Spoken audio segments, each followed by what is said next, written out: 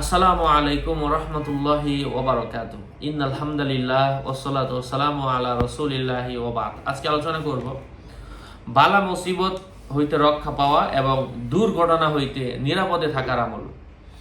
আলোচনা বুঝতে সাথেই থাকবেন। এখনো যারা চ্যানেলটি সাবস্ক্রাইব করেননি সাবস্ক্রাইব করতে ভুলবেন না। ভেরিফাই চ্যানেলের ডেসক্রিপশন বক্সে ক্লিক করলে আমার পেজ এবং আইডি লিংক আসবে।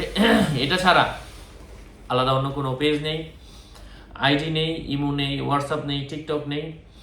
নাম ছবি দেখে বিভ্রান্ত হওয়া যাবে না। প্রত্যেক ভিডিওতে আলাদা আমি সাবধান করি, সতর্ক করি। সম্মানিত প্রিয় উপস্থিতবৃন্দ, বালা মুসিবত এবং দুর্ঘটনা হইতে রক্ষা পাওয়ার জন্য আপনারা এই আমলটা করতে পারেন, যে আমল করলে স্বয়ং আল্লাহ সুবহানাহু ওয়া তাআলা আপনাদেরকে বালা মুসিবত থেকে এবং দুর্ঘটনা থেকে হেফাজত করবেন। যখনই আপনার মনে হচ্ছে যে আমি তো দুর্ঘটনার শিকার হতে পারি, অথবা আমি ঘর থেকে বের হচ্ছি, আজকে কেমন যেন আসলে ভালো লাগছে না, ঘর থেকে বের হওয়ার আগে আপনি সূরাত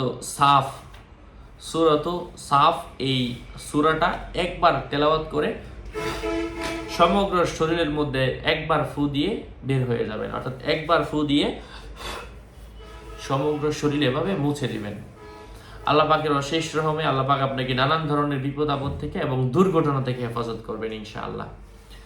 সূরাত সফ আল্লাহ পাকের কোরআনের মধ্যে সরাসরি অনেক বরকতপূর্ণ একটা সূরা, অনেক বরকতপূর্ণ একটা আয়াত। এখানে কাফেররা ইসলামের আলোকে মুছে দিতে চায়, আল্লাহ পাক সেটাকে আবারও জ্বালিয়ে দিতে চান। হ্যাঁ, যদিও কাফেররা এটা অপছন্দ করে, আল্লাহ পাক রাসূল সাল্লাল্লাহু আলাইহি ওয়াসাল্লামকে প্রেরণ করেছেন সত্য দিন নিয়ে, এই জাতীয় কথাগুলো এই সূরার মধ্যে বলা হয়েছে। আল্লাহ পাক যারা আল্লাহর সাথে লড়াই করে তাদেরকে ভালোবাসেন, অনেক আয়াত রয়েছে। হ্যাঁ, আল্লাহ পাকের প্রশংসা করতে বলা হয়েছে। আল্লাহ পাকের প্রশংসা করলে আল্লাহ পাক খুশি হন, আল্লাহ পাকের শুকরিয়া করতে বলা হয়েছে। এই আয়াতের শুরুর দিকে রয়েছে সাব্বাহা লিল্লাহি মা ফিস সামাওয়াতি ওয়াল আরদি ওয়া হুয়াল আজিজুল হাকীম ইয়া আইয়ুহাল্লাযীনা আমানু লিমা তাকুলুনা মা লা তাফআলুন। আচ্ছা, অনেক আদেশ নিষেধের কথা এই সূরার মধ্যে রয়েছে। যাই হোক, সেটা ভিন্ন কথা। এই সূরা সম্পূর্ণটা আমরা পাঠ করব ইনশাআল্লাহ। বালা মুসিবত এবং দুর্ঘটনা থেকে আল্লাহ পাক আমাদেরকে হেফাজত করবেন।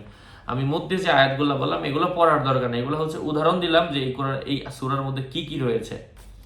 সম্পূর্ণ সূরাটা আমরা একবার হলেও পড়ে বের হব। আসসালামু আলাইকুম ওয়া রাহমাতুল্লাহি ওয়া বারাকাতুহু।